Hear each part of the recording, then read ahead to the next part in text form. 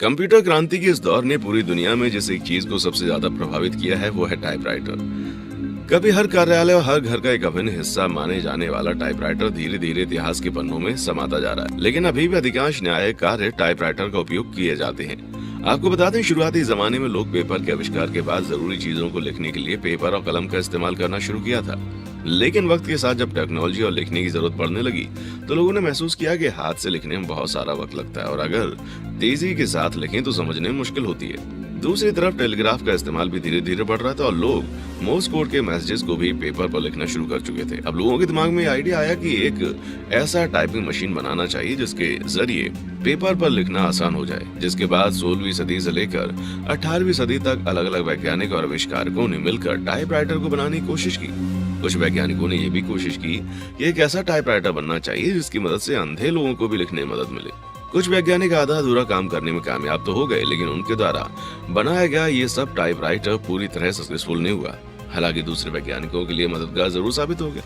ये मशीन इतनी स्लो होती थी कि हाथ से लिखने वाले भी इससे तेज लिख लेते थे।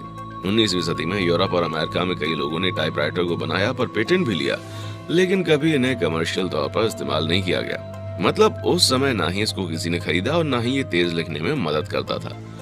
फिर तकरीबन साल 1865 में रासमस मल्लिंग हेंसे नाम के डेनमार्क के आविष्कारक ने हेंसे राइटिंग बॉल नाम के टाइपराइटर का आविष्कार किया था। ये टाइपराइटर सबसे पहला कमर्शियल टाइपराइटर था। इस टाइपराइटर को यूरोप में लोग खरीद कर इस्तेमाल करने लगे थे। सबसे ज्यादा इनका इस्तेमाल ऑफिसेज में होता था। ये टाइपराइटर एक बॉल के शेप में होता है। सबसे ऊपर के हिस्से में बटन्स और नीचे के हिस्से में पेपर होता था। इस टाइपराइटर में सिर्फ अपर केस लेटर्स ही लिख सकते थे। इसमें लोअर केस लेटर्स, नंबर्स और स्पेशल कैरेक्टर्स भी नहीं होते थे। फिर साल 1868 में Christopher Latham Sholes, Frank Haven Hall, Samuel Soule और कार्लोस ग्लिडेंडे नाम के आविष्कारकों ने मिलकर एक ऐसे टाइपराइटर को बनाया था जो लोगों को बहुत पसंद आया था और ज्यादा इस्तेमाल में भी आ रहा था। इस टाइपराइटर में QWERTY कीबोर्ड था जो आज के कीबोर्ड्स में भी इस्तेमाल होता है। इस QWERTY कीबोर्ड को अलग तरह से बनाया गया था। इसमें ज्यादा इस्तेमाल में आने वाली कीज को एक तरफ और कम इस्तेमाल में आने वाली कीज को एक तरफ कर दिया गया था।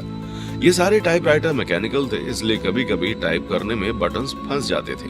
QWERTY कीबोर्ड के बाद टाइपिंग करना आसान हो गया था। इस टाइपराइटर के नाम में ही टाइपराइटर होने की वजह से लोग टाइप करने वाले डिवाइस को टाइपराइटर के नाम से बुलाना शुरू कर देते थे।